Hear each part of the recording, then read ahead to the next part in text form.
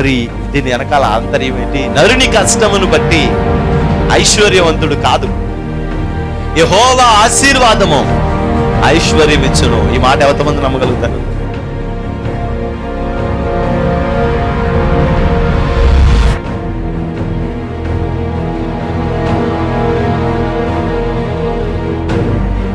ఆ రక్షణను మనం చూడాలి, అనేక ఆత్మల రక్షణను మనం చూడాలి.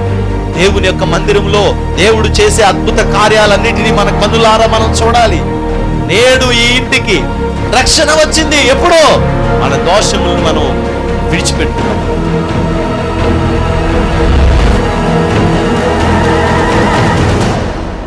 నీ పాపములు శారీరకంగా మరలా చేయకుండా సిద్ధపడి, నువ్వు ఇదిగో నా పాపాన్ని నేను వదిలిపెట్టేశాను, ఇదిగో నేను స్తుతిస్తున్నాను, నేను తప్పు చేశాను ప్రభా అని నువ్వు ఎప్పుడైతే వదిలేసి దేవుని దగ్గర ప్రార్థన చేయడం మొదలుపెడతావో, పరిశుద్ధాత్మ అగ్ని వచ్చి నిన్ను తాకి శుద్ధి చేసి ఈ పాపములో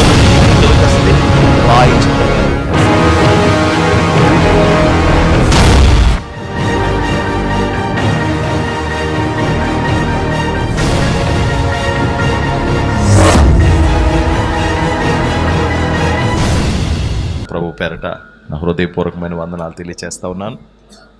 ఈరోజు మనం దేవుని సన్నిధిలో ఇలా కూడుకొని మనం దేవుణ్ణి ఆరాధించడానికి దేవుని ఆలోచన ఎంతైనా ఉంది. ఈ స్థలానికి వచ్చిన తర్వాత నాకు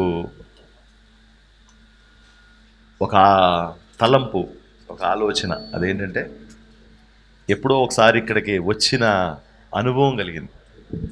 ఎప్పుడో వచ్చినట్టు. ఏంటి వచ్చామంటే, ఇక్కడ మామూలుగా అయితే నేను 2 సార్లు వచ్చాను. అలా కాకుండా ఇలా ప్రార్థన కూడికి వచ్చిన ఒక అనుభూతి కలిగింది. దానికి కారణం ఏంటంటే ఒక రాత్రి ప్రభు ఈ విషయాన్నే నా కళ్ళలో చూపించారన్నమాట. అలా జ్ఞాపకం చేసుకుని తరచుకుంటుంటే ఈరోజు ఇక్కడ కూడిక జరుగుతుంది. అది అప్పుడు ఎలాగా ఏంటి అని గుర్తులేదు, కానీ ఒకరోజైతే కళ అయితే జ్ఞాపకం వచ్చింది. ఇక్కడికి రావడం, ఇక్కడ కూడిక ఏర్పాటు చేయడం, అదే విషయం గుర్తొచ్చింది. దేవుణ్ణి స్తుతిస్తున్నాను, ఇక్కడికి రావడం దేవుని చిత్తమని. ఆమేన్, హల్లెలూయా. దేవుని యొక్క సన్నిధిలో మనం అందరం కూడుకొని దేవుని స్తుతించడం చాలా మంచిది, ఆశీర్వాదం.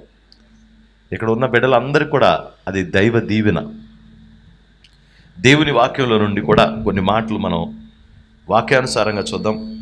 అపోస్తుడైన పౌలు హెబ్రీయులకు రాసిన పత్రిక 12వ అధ్యాయం. పౌలు హెబ్రీయులకు రాసిన పత్రిక 12వ అధ్యాయం 14వ వాక్యం చదువుతాం. అందరితో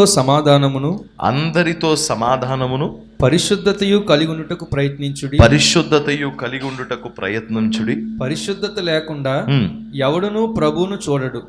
మీలో ఎవడైనను దేవుని కృపను పొందకుండా తప్పిపోవునేమో అనియు చేదైన వేరు ఏదైనను మొలిచి కలవరపరచుట వలన అనేకులు అపవిత్రులై పోదురేమో అనియు ఒక పూటి కూటి కొరకు తన జ్యేష్ఠత్వపు హక్కును అమ్మివేసిన యాసావు వంటి భ్రష్టుడైనను వ్యభిచారైనను ఉండునేమో అనియు జాగ్రత్తగా చూచుకొనుడి. యాసావు ఆ తరువాత ఆశీర్వాదం పొందగోరి కన్నీళ్లు విడుచుచు దానికోసరం శ్రద్ధగా వెతికినను మారు మనసు పొందని అవకాశము దొరకక విసర్జింపబడినని మీరు ఎరుగుదురు. దేవునికి స్తోత్రం. ఈ వాక్యంలో రాయబడింది ఏంటంటే, మనం ఒక భయం కలిగి ఉండాలట.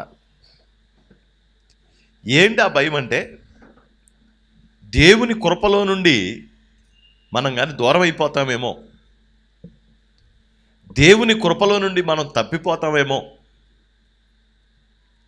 ఒక భక్తుడు అంటాడు, నా జీవితంలో ఏది కోల్పోయినా పర్వాలేదు కానీ నిన్ను కోల్పోకూడదు ప్రభువా. మన జీవితంలో ఏది కోల్పోయినా మళ్ళీ వస్తుంది, కానీ మనం దేవుణ్ణి కనుక పోగొట్టుకుంటే అది మన జీవితానికే పెద్ద సమస్యగా మారిపోతుంది. ఏదైనా రావచ్చు పోవచ్చు. మీ దగ్గర బంగారం ఉంది, ఏదో ఆర్థిక పరిస్థితిని బట్టి అమ్మేసుకున్నారు. దేవుడు కృప చూపిస్తే మళ్ళీ వచ్చే సంవత్సరం, ఆ పై వచ్చే సంవత్సరం మీరు కొనుక్కోగలుగుతారు. మీ దగ్గర ఒక ఇల్లు ఉంది, అనుకోని రీతిగా ఏదో ఇబ్బంది కలిగి దాన్ని అమ్మేశారు. దేవుడు దానికంటే మంచి ఇల్లు మీకు ఇస్తాడు. పోవచ్చు, మరలా రావచ్చు. కానీ దేవుని కృపలో నుండి గనక మనం దాటి బయటికి వెళ్ళిపోతే అది మన జీవితానికి చాలా భయంకరమైన పరిస్థితిగా దాపరిస్తుంది. అందుకే పౌలు గారు అంటాడు, ఆయన కృపలో నుండి మీరు దూరం అయిపోతారేమో, జాగ్రత్తగా చూసుకోండి. ఆయనకు దూరంగా మీరు వెళ్ళిపోతే మీ జీవితాలు చాలా దారుణమైన స్థితిలోకి వెళ్ళిపోతాయి కనుక మీరు అది ఎప్పుడు మీ మనసులో ఉండాలి. అయితే దేవుడు నాకు ఎప్పుడు దూరం అయిపోతాడో, నేను కానుకోకపోతే దూరం అయిపోతాడా? ఏమండి, దేవునికి మనం కానుకోకపోతే దూరం అయిపోతాడా? వెళ్ళిపోతాడా? మనం మాట్లాడుకుంటాం కానీ అసలు మన డబ్బులు దేవుడికి ఎందుకండి? మనం మాట్లాడుకుంటాం కానీ మనలో మన మాట. మీకు అర్థం అవడానికి ఒక మాట చెప్తాను. ఇప్పుడు మన భారతదేశంలోని మనం 2000 కాగితం చూసామంటే ఓ మెట్టమెట్లు ఆడిపోతాం.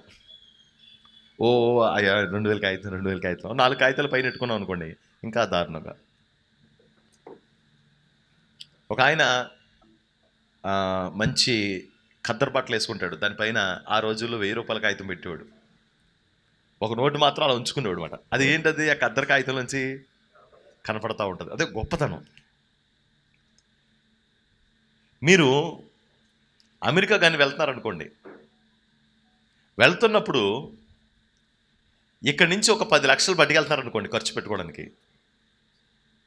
నేను నా డబ్బులే ఖర్చు పెట్టుకెళ్తాను అని నువ్వు అమెరికా పట్టుకెళ్ళిపోయావు ఇంకో డబ్బులు, అమెరికాలో ఆ డబ్బులు చెల్లవు.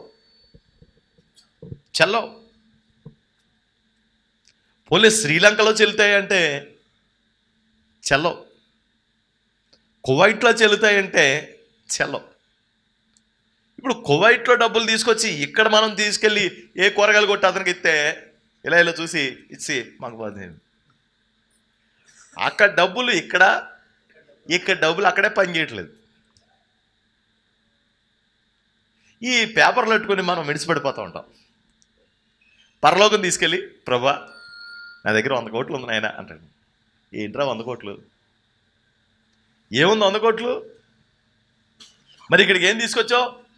కేజీ బంగారాన్ని తీసుకొచ్చావా అంటే ఎంత ట్రై చేసినా ప్రభా తీసుకురావడం వీలు పడలేదు ఆయన. ఎంత తీసుకొద్దామని వీలు చేసుకున్న ప్రయత్నం చేసినా వీలు పడలేదు నాయన. కనీసం ఒక 100 గ్రాములు తెచ్చావా? లేదు నాయన. కనీసం పిన్నీస్ అన్న తెచ్చావా? వీలు పడలేదు ప్రభా, ఇన్ని కిందే ఉన్నాను. మన్నైనవి వెనుకటి వలె మరలా మన్నైపోతాయి. ఏమవుతుంది? పోలేను ఇంతకాలం fair and lovely Dabur Chyawanprash చేసుకుని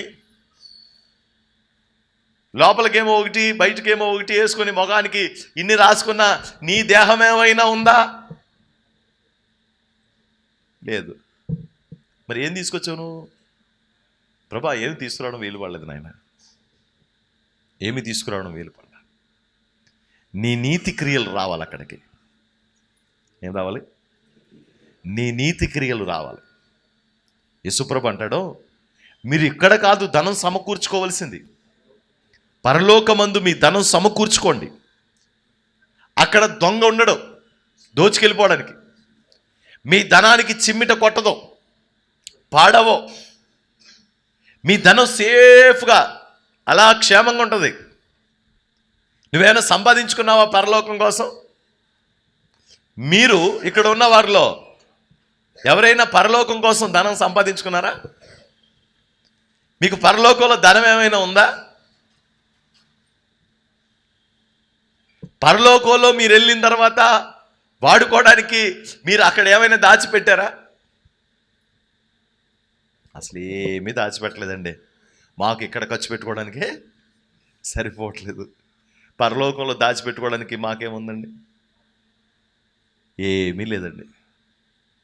ఒక ముత్యాల వ్యాపారి తన దగ్గర ఉన్న ముత్యాలన్నీ అమ్మేసి దేవునికి మహిమ కలుగునుగాక అంటే ఎంత విలువైందో పరలోక రాజ్యం చూడండి. యేసుప్రభు చెప్పే మాటను బట్టి ఇక్కడ అంటాడు, నువ్వు ఏ విషయములో అయినా దేవునికి దూరం అయిపోతావేమో జాగ్రత్తగా చూసుకో.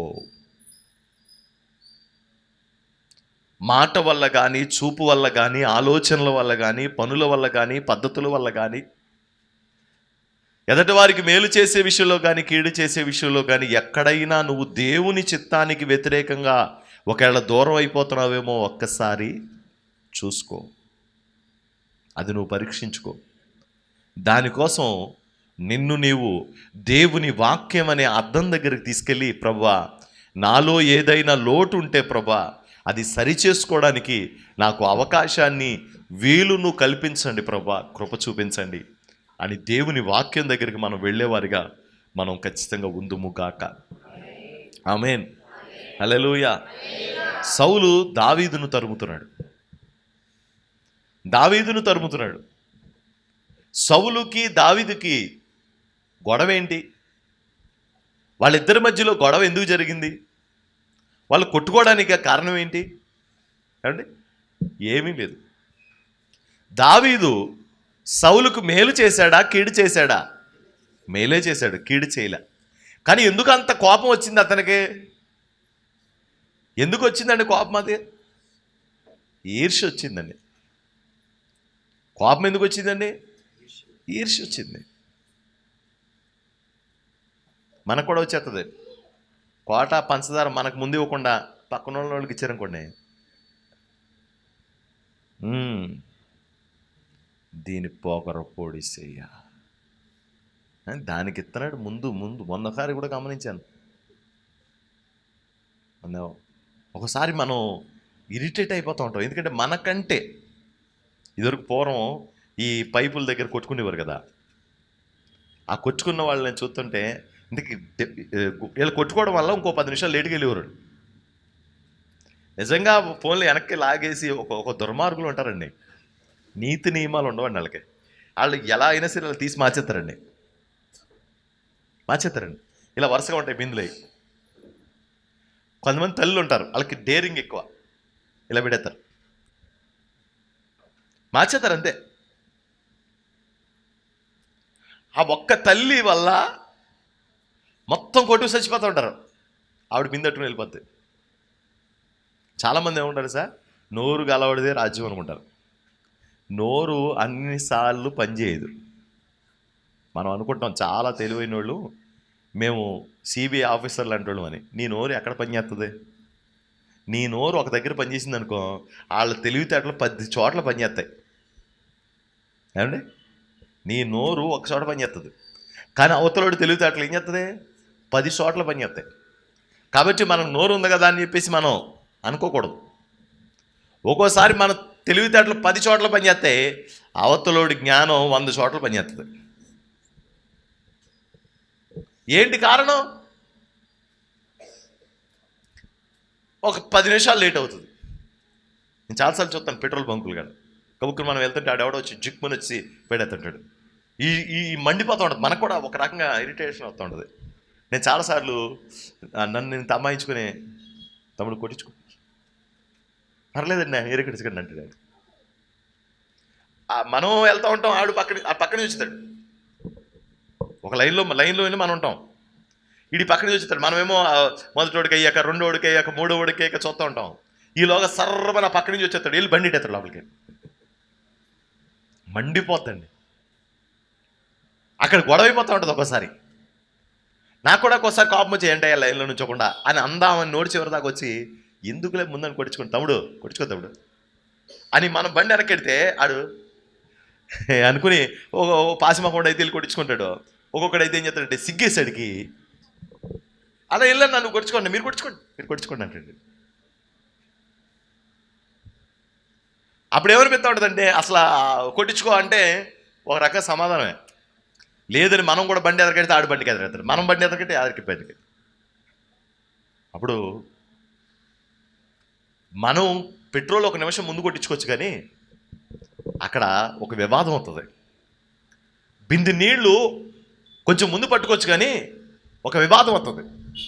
కొన్ని విషయాల్లో వాళ్ళకంటే నీకంటే మెరుగైంది వాళ్ళు పొందుకోవచ్చు, కానీ దాంట్లో వివాదం వస్తుంది. ఒక 10,000 నీకు కలిసి రావచ్చు, కానీ దాంట్లో వివాదం వస్తుంది. 1,00,000 రూపాయలు నీకు దేని ద్వారా అయినా ప్రాఫిట్ కలగొచ్చు, కానీ దాని ద్వారా వివాదం వస్తుంది. ఆ వివాదం నిన్ను ఒక దుష్టుడి కింద చిత్రీకరిస్తుంది. ఈమె ఎప్పుడు అంతేనండి. ఒక్కొక్కళ్ళు ఉంటారు తోటి కోడళ్ళు, మెత్తన కూర ముందు పట్టుకెళ్ళిపోద్ది ఆవిడ. ఏం చేస్తుందండి, కూర చూసుకుంటుంది. మేడమాసం కూర తెస్తారు కదా, ఉమ్మట్ల కూర ఉంటుంది కదా, అక్కడ ఈవిడ చేస్తుంది మెత్తన ముక్కలన్నీ తీసుకుని ఒక గిన్నెలు వేసుకుని ఓ మూలుగు ముడిసి వేసుకుని పట్టుకెళ్ళిపోద్ది ఆవిడ. అలా ఆయనకి తర్వాత ఆవిడ పాపం ఎతుకుతూ ఉంటుంది. రాత్రంతయు శ్రమ పడినా రాలేదు ప్రభు జయము. ఎంత ఎత్తితే దొరుకుతుంది దాంట్లో ముక్క. ఆవిడ పడిపోయింది. ఈయనంటాడు, ఏంటంట, మీ వదిన వేసుకెళ్ళిపోయిందని అనుకోండి, నీడు ఉడుకోడు ఉడుకుంటాడండి. మీ వదిన వేసుకెళ్ళిపోయింది మెత్తన మొక్క అంటే, మా వదిన వేసుకెళ్తుందా, మా వదిన దేవత అంటాడు. మంచిదే. ఇంకా ఈవిడేముంటుంది, వేసి రక్తం వేసి అన్ని దుమ్ములే కొట్టాడు, ఒకటే గొడవ. అన్ని దుమ్ములే కొట్టాడు, ఒకటే గొడవ. వాళ్ళకి అసలు జ్ఞానం ఉండదా ఏంటి అనిపిస్తూ ఉంటుంది. జ్ఞానం ఉండదా ఏంటి అనిపిస్తుంది. వివేచన లేదు. ఇలాంటి పరిస్థితులు లోకంలో మనం చూసినప్పుడు ఒకవేళ మనకంటే వాళ్ళు కొంచెం ఎక్కువ సంపాదించుకోవచ్చు, తినొచ్చు, కానీ దేవుడు ఏమంటాడంటే, నువ్వు నా దృష్టికి యథార్థవంతుడుగా ఉంటావు. నువ్వు నా దృష్టి ఎదుట నమ్మకంగా ఉండు, నా ఎదుట పరిశుద్ధంగా ఉండు, నా ఎదుట చిన్న చిన్న వాటికి కక్కుర్తి పడకో. ఎందుకు కక్కుర్తి పడు? ఆ చిన్న దానికోసం గొడవ, ఆ చిన్న చిన్న స్వల్పమైన వాటి కొరకు పెద్ద ప్రమాదకరమైన గొడవ పెట్టుకుంటూ ఉంటాం. మనం ఏదైనా కావచ్చు, కానీ దేవునికి దూరం అయిపోయే పరిస్థితి రాకూడదు. అందుకే సౌలుకి ఏంటి వచ్చిందంటే, నాకంటే ఎక్కువ వీడిని ఎందుకు పొగుడుతున్నారు? ఈర్ష్య, ద్వేషం వచ్చేసింది. ఆ ద్వేషం ఇతనిలో గూడు కట్టుకో పెద్దది అయిపోతుంది, విస్తరించిపోతుంది. చెదపొట్ట ఉంటుంది కదా, చెదపొట్ట వదిలేసాం అనుకోండి, అలా పొట్ట వేసుకుని వెళ్ళిపోతుంది. సౌలులో కూడా ఈ చెదపొట్టలాగా పెరిగిపోయింది. ఇదంతా పెరిగిపోయి గ్రౌండ్ తినేస్తుంది, పక్కనున్న చెక్కని తినేస్తుంది, ఆ పక్కనున్న ఆ వస్తువుల్ని కూడా పాడు చేస్తుంది. ఈ చెదంతా వ్యాప్తి చెందిపోతుంది, చెద పురుగులాగా. సౌలు మనస్సులో చెద పెరిగిపోతుంది. ఏం అనౌన్స్ చేశాడు? తన కూతుర్నిచ్చి పెళ్లి చేస్తానని అనౌన్స్ చేశాడు. చేశాడా అండి? చేయలేదండి. ఇంకోటికి ఇచ్చి పెళ్లి చేశాడు. పెద్ద కూతుర్నిచ్చి చేస్తానన్నాడు ఫస్ట్. మనకు రెండో కూతుర్నిచ్చి తెలియడం తెలుసు, కానీ ఆయన ఫస్ట్ పెద్ద కూతుర్ని చేస్తానన్నాడు. ఈ పెద్ద కూతుర్ని చేయకుండా ఇంకోటికి ఇచ్చి పెళ్లి చేశాడు. పాపం దావీదేం పట్టించుకోలేదు. పోనీలే మనకెందుకు కూడా, రాజుగారికి అల్లుండి నేను ఎక్కడ అవుతాను అని చెప్పేసి అనుకున్నాడు. ఆ తర్వాత మేకాలు అతన్ని ఇష్టపడుతుందని తెలిసి మేకాల ద్వారా అయినా సరే ఈయన్ని చంపించేద్దాం అనుకుని అప్పుడు కూడా కుయుక్తే. అప్పుడు మేకాలని ఇచ్చేసాడు. నా కాలు కాదు, మీ కాలే అండి. అప్పుడు కూడా అదే కుయుక్తి. ఎప్పుడు దావీదు మీద సౌలుకి విషపు చూపే, ఏదో నాశనం చేయాలి, ఎలాగోలా కీడు చేయాలి. ఒకసారి మనల్ని కీడు చేయాలని ప్రయత్నం చేసే వాళ్ళు ఉంటారు చూసారా, మనకి హాని చేయాలని చూసే వాళ్ళు ఉంటారు చూసారా. వాళ్ళు 8 సంవత్సరాలు నెగ్గుతారు. 8 సంవత్సరాలు నెగ్గుతారు. తర్వాత 2 సంవత్సరాలు ఉంటాయి. ఆ 2 సంవత్సరాల్లో వాళ్ళు ఎంత పాతాళంలోకి వెళ్ళిపోవాలో అంత పాతాళంలోకి వెళ్ళిపోతారో. ఆ 2 సంవత్సరాల్లో దేవుడు నిన్ను అందరికంటే పైగా ఉంచుతాడు. దేవునికి స్తోత్రం. చేదైన వేరు మలవకూడదు, చేదైన వేరు మలవకూడదు. సౌలుకి భయంకరమైన చేదైన వేరు మొలిచింది. దేవుడికి దూరం అయిపోయాడు. ఈర్ష్య ద్వేషంతో హృదయం అంతా నిండిపోయింది. పాపిష్ట ఆలోచనలతో నిండిపోయింది. పాపిష్టి తలంపుతో నిండిపోయింది.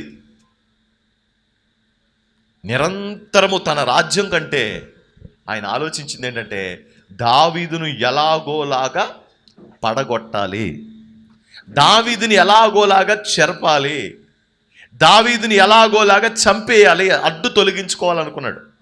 కానీ దేవుడు అది జరగనివ్వల. దేవుడు కృప చూపించాడు, దేవుడు కనికరించాడు, దేవుడు సహాయం చేశాడు. దావీదు చెయ్యి పట్టుకుని దేవుడు నడిపించాడు. సౌలును దేవుడు విడిచిపెట్టాడు. దేవుని వాక్యంలో రాయబడింది, దేవుడే ఎడబాసి నీకు పగవాడు కాగా నన్ను అడుగుట వల్ల నీకేం లాభం? నిన్ను దేవుడు విడిచిపెట్టాడు. సమూయేలునైన నేను ప్రవక్తనే కానీ నీకు నేనేమీ చేయలేను, ఒక దైవజనుడినే కానీ నీకేమీ చేయలేను.